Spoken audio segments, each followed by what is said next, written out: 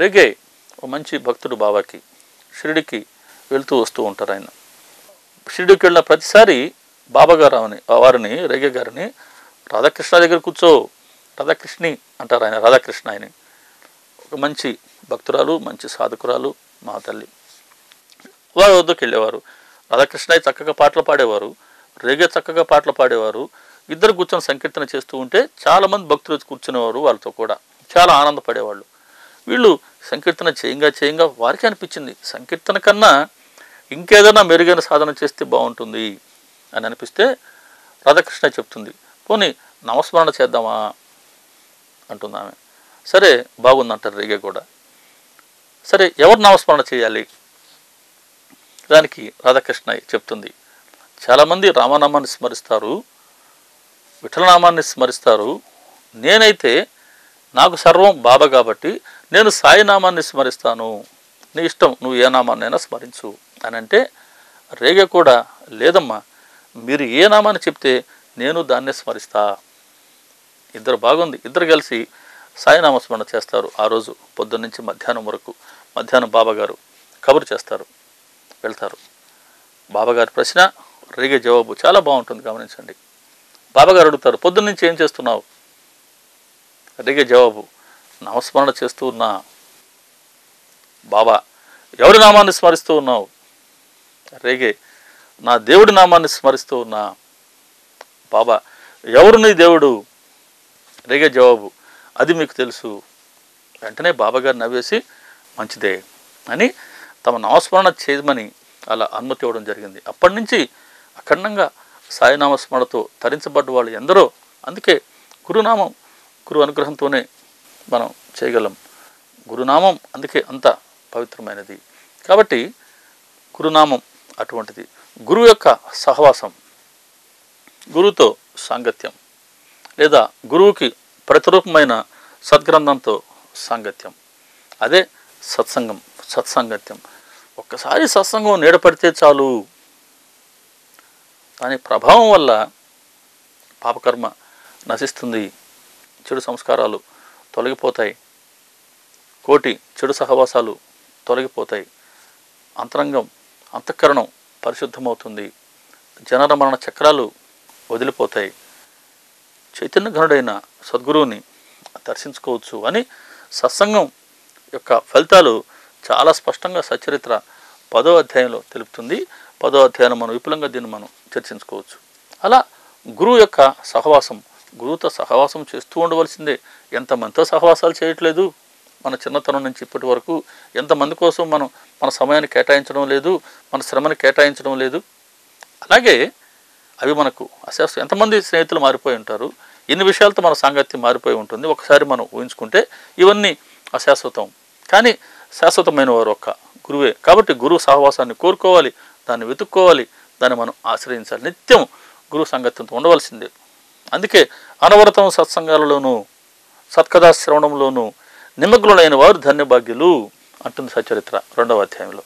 అనవరతం, ఎప్పుడు అంతరాయం లేకుండా సత్సంగంలోనూ సత్కథా శ్రవణంలోనూ. శ్రవణానికి చాలా ప్రయోజనం ఉందండి. చాలా చిన్నపాటి సాధనతో విస్తృతమైన ప్రయోజనాన్ని పొందవచ్చు. అందుకే శ్రవణం ఏకాగ్రంతో చేయడం చాలా అవసరం. కాబట్టి గురు యొక్క సహవాసం వేరు కాదు, సద్గ్రంథం శ్రవణం వేరు కాదు. కాబట్టి అలా గురు యొక్క సహవాసాన్ని మనం లభింప చేసుకోవాలి. గురు కృప, గురు కృప చెప్తుంది సచ్చరిత్ర, అద్భుతమైన మాట. గురు కృప ఉంటే, గురుకృప చాలా విశిష్టమైనది. ఆ గురుకృప ఉంటే ఏమాత్రం తడి లేకుండా ఎండి మోడుబారిన చెట్టు కూడా ఏ ప్రయాస లేకనే బాగా పుష్పింపచేసి ఫలాలు బాగా లభించేలా చేస్తుంది. ఏమాత్రం తడి లేనటువంటిది. అంటే దీని వెనుకున్న ఆధ్యాత్మిక అంతరార్థం ఏంటంటే, ఏమాత్రం భగవంతుడి పట్ల ఏ ఆధ్యాత్మిక నేపథ్యం లేనటువంటి, ఏమాత్రం తడి లేకుండా అంటే ఏమాత్రం ఆధ్యాత్మిక నేపథ్యం లేకుండా ఉన్నటువంటి మన మనసు అనే ఎండి మూడుబారిన చెట్టును కూడా గురుకృప ఏం చేస్తుందంటే, ఏ ప్రయాస లేక, మనం ప్రయాస అడక్కర్లేదు, ఆయనతో రుణానుబంధం ఉంటే చాలు. అందుకే శరీరం ఉన్నంతకాలం సద్గురు రుణానుబంధం ఏర్పరచుకుంటూ పోగలడమే మనం చేయగల సాధన. ఫలితం ఎప్పుడు వస్తుంది, ఏ రూపంలో వస్తుంది, అది మనకు సంబంధించింది కాదు. నీ పనిని నువ్వు చెయ్యి, ఫలితం కోసం ఎదురు చూడవద్దు, నీ వెనుక ఫలితాన్ని ఇవ్వడానికి నేను నిలబడే ఉన్నా అంటారు బాబా గారు. దాన్ని మనం విశ్వసించి ఆయన చెప్పినట్లు మనం వారి రుణానుబంధాన్ని ఏర్పరచుకుంటూ పోవడమే. ఎంతవరకు ఏర్పరచుకుంటే, ఎంతగా మనం ప్రోధి చేసుకుంటే అదే మనతో వచ్చేది. మనతో రానటువంటి సంపద కోసం, మనతో కూడా రానటువంటి ప్రతిష్ట కోసం, మనతో రాలేనటువంటి వ్యక్తుల కోసం ఎన్ని చేస్తూ ఉంటాం, ఎంతగా మనం ఆరాటపడుతూ ఉంటాం.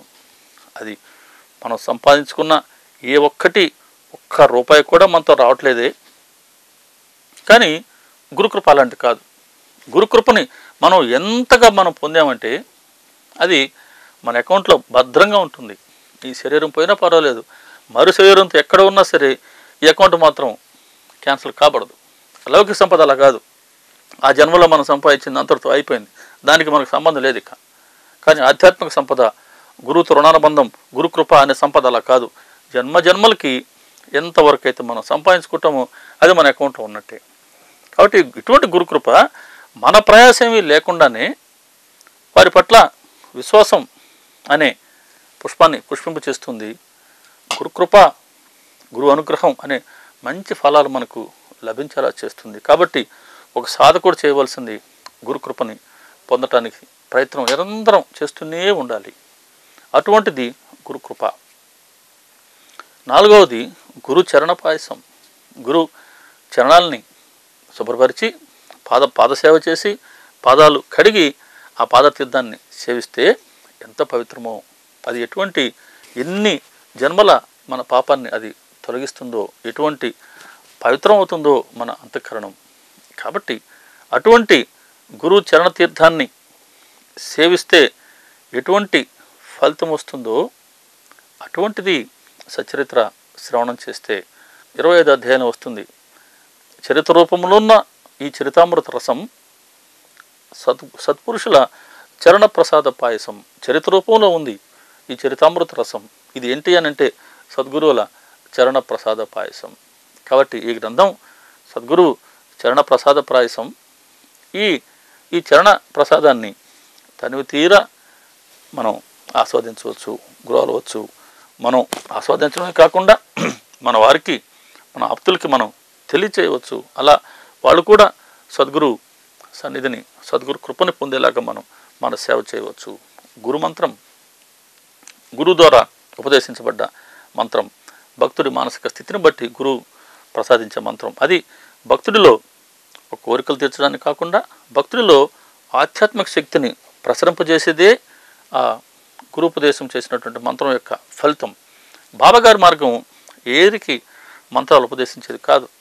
ఆయన ఎటువంటి మంత్రాన్ని ఉపదేశించరు. బాబాగారు చెప్పిన మార్గం ఒకటే, నువ్వు నా వైపు చూస్తూ ఉండు, నేను నీ వైపు చూస్తూ ఉంటా, అంతే. నువ్వు నాతో చూస్తున్నంతసేపు నేను నీ వైపు చూస్తూ అలా నిన్ను పోషించుకుంటూ ఉంటా. చూడడం అని అంటే మన ఈ కళతో కాదు, ఎప్పుడు మన మనసుతో వారిని మనం చూస్తూ ఉండాలి. మన మనసు ఎప్పుడు వారి వైపు తిరుగుతూ ఉండాలి. మన గృహస్థాశ్రమమా లేదా ఏ ఆశ్రమంలో మనం ఉన్నా మన వర్ణాశ్రమ ధర్మాన్ని మనం నిర్వర్తిస్తూ, మన స్వధర్మాన్ని మనం నిర్వర్తిస్తూ మనసు మాత్రం బాబాగారి చుట్టూ పరిభ్రమిస్తూ ఉంచేలా చేస్తే అది ఆయన మనం నిత్యం చూస్తూ ఉండడం. మనం వారి వైపు నిత్యం చూస్తూ ఉంటే వారు మన వైపు చూస్తూ ఉన్నారు అని మనకు తెలుస్తుంది. ఈ చూపుల పరస్పర మార్పిడితోనే, ఈ చూపుల ద్వారానే సద్గురు తన వారిని పోషించుకుంటారు. కాబట్టి గురు మంత్రం అయితే ఏది లేదు. బాబాగారు ముఖతో వచ్చిన ప్రతి వచనము మంత్రమే. గురుగీతలో కూడా మంత్రమూలం గురు వాక్యం అంటారు. కాబట్టి ఆ మంత్రం ఏదనంటే గురు ముక్త వచ్చిన ప్రతి వాక్యము మంత్రమే. కాబట్టి గురు ముక్త వచ్చిన ఎన్నో వచనాలు మనకు సచరిత్రలో ఉన్నాయి. కాబట్టి ఈ వచనాలన్నీ మనం నిత్యం స్మరణ చేస్తూ ఉంటే, ఎలాగైతే మంత్రోపదేశం చేసే గురువులు ఆ పద్ధతిలో ఆ మంత్రాన్ని మనం అనుష్ఠానం చేస్తే అది ఆధ్యాత్మిక శక్తిని ప్రసరింపజేస్తుందో, అలాగే మన బాబాగారి, మన గురువు వచనాలు మనం నిత్యం స్మరిస్తూ ఉంటే ఇవన్నీ అటువంటి ఆధ్యాత్మిక శక్తిని మనలో ప్రసరింపచేసి మనని ఉద్ధరిస్తాయి. మనం ఉద్ధరింపజేసే, మన బలహీనతలను తొలగించే, శక్తిపాతం చేసే శక్తి సమర్థత గురువు వచనాలకు ఉంది. కాబట్టి బాబాగారి వచ్చిన ప్రతి ముక్త వచ్చిన ప్రతి వచనం గురుమంత్రం. చివరిది గురు గృహ నివాసం, గురువు గృహం గురుగృహం మన గురువుగారు వారు నివసించింది ఆ శరీరంతో 60 ఏళ్ల పాటు ద్వారకామాయి అనే బాబాగారి పేరు పెట్టిన ఒక పాడుబడ్డ మసీదులో, ఆ మసీదు వారి నివాసం. కాబట్టి గురుగృహ నివాసం అంటే మనం ద్వారకామాయిలో నివసించడం అని. కానీ ప్రతిసారి షిరిడీకి వెళ్ళిన ప్రతిసారి మనం ద్వారకామాయిలో మనం వీలైనసేపు ద్వారకామాయిలో గడపాలి, ఎందుకంటే అది మన గురువు యొక్క నివాసం కాబట్టి. కానీ ప్రతిసారి మనం షిరిడీకి వెళ్ళలేం. అందుకని మా బాబాగారి స్మరణ మనం చేస్తూ ఉన్నంతసేపు మన మనసే ద్వారకామాయి. ఎందుకంటే ఆయన వచ్చి కూర్చుంటారు, తిష్ట వేస్తానని చెప్పారు, తిష్ట వేసుకొని కూర్చుంటాను నన్ను స్మరణ చేస్తే చాలు అని. అలాగా వారి స్మరణ చేస్తూ ఉన్నంతసేపు మన మనసే ద్వారకామాయి, అదే మన గురుగృహం. ఇలా ఈ 6 కూడా చాలా అత్యంత ప్రయాసతో లభిస్తాయి.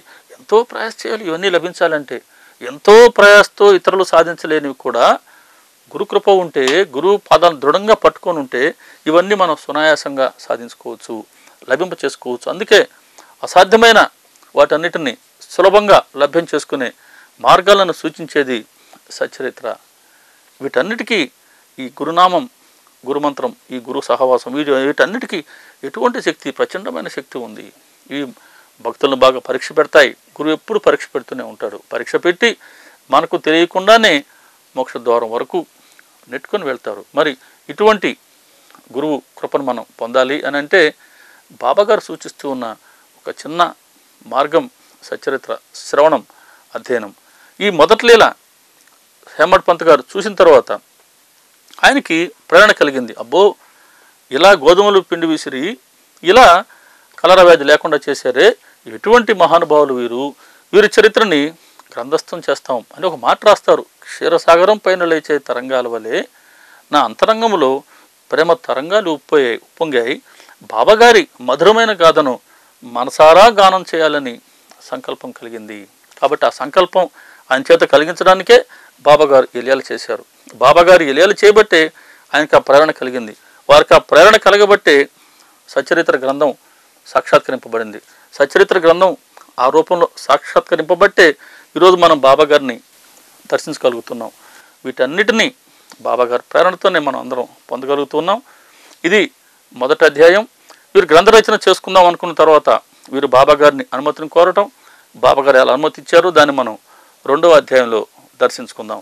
శ్రీ సచ్చిదానంద సమర్థ సద్గురు సాయినాథ్ మహారాజు కీ జై. సర్వే జనా సుఖినో భవంతు, లోకా సమస్తా సుఖినో భవంతు, సమస్త సన్మంగళాని భవంతు. ఓం శాంతి శాంతి శాంతి. సర్వం శ్రీ సాయినాథ అర్పణమస్తు.